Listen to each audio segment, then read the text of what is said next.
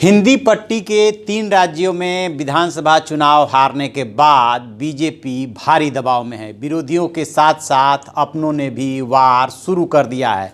बिहार में लोजपा के बाद अब बारी उत्तर प्रदेश की है और वहां पे अपना दल व सुहेलदेव भारतीय समाज पार्टी ने अधिक सीटें हासिल करने के लिए दबाव बढ़ा दिया है। क्या चल रहा है उत्तर प्रदेश में, किस तरह से बीजेपी को अपने ही घेर रहे हैं, मैं आपको बताऊंगा। मैं हूं विद्याशंकर तिवारी, इंडिया न्यूज़ के डिजिटल चैनल इन खबर के लिए।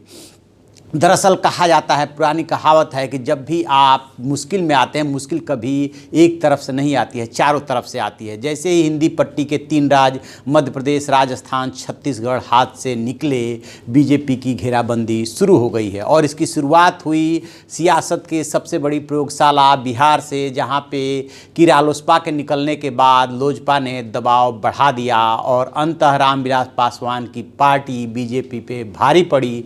बीजेपी को झुकना पड़ा और उसकी शर्तें माननी पड़ी। राज्यसभा का आश्वासन पासवान जी को देना पड़ा।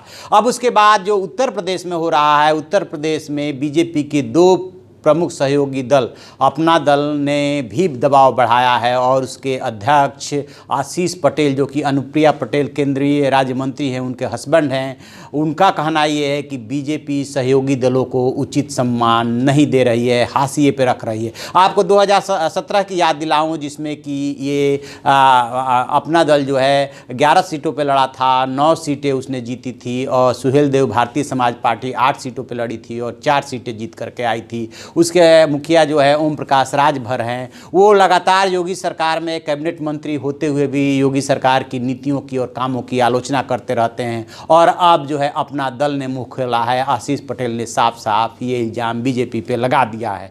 और अभी 29 तारीख को प्रधानमंत्री की वहाँ पे गाजीपुर में सभा होने वाली है। उसको लेकर के दोनों दलों का कहना है कि उन्हें प्रधानमंत्री के कार्यक्रमों में, मुख्यमंत्री के कार्यक्रमों में तक नहीं बुलाया जाता है। आखिर क्यों इस तरह का आरोप ये क्यों लगाए जा रहे हैं? क्या चाहते हैं दोनों दल? मैं आपको बता रहा हूं। दरअसल अपना दल पिछले चुनाव में मिर्जापुर व प्रतापगढ़ 2 सीटें, लोकसभा सीटें जीते थे, लेकिन इस बार वो चाहते हैं कि कम से कम 5 सीटें बीजेपी उन्हें दे। उत्तर प्रदेश में कुल 80 लोकसभा की सीटें हैं, जिसमें से कि 71 + 2 पिछली बार इनका आया था, 71 बीजेपी की थी, 2 अपना दल का था। इस बार अपना दल 5 सीटों पर लड़ना चाहता है और सारी कवायद उसी के लिए की जा रही है।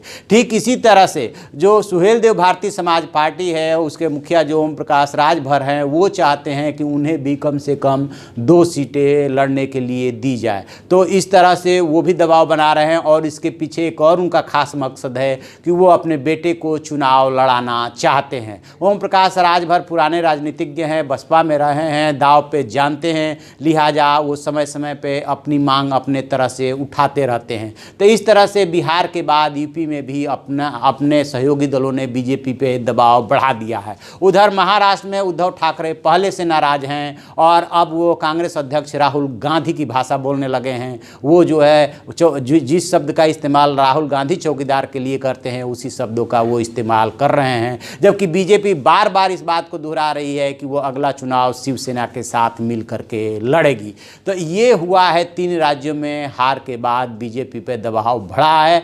अपने भी दबाव बढ़ा रहे हैं, विरोधी भी दबाव बढ़ा रहे हैं और इसके पीछे उनकी ये रणनीति है कि ज़्यादा से ज़्यादा सीटें चाहते हैं। तो आप ऐसी खबरों के लिए देखते रहिए हमारा डिजिटल चैनल इन खबर और उसे सब्सक्राइब कीजिए।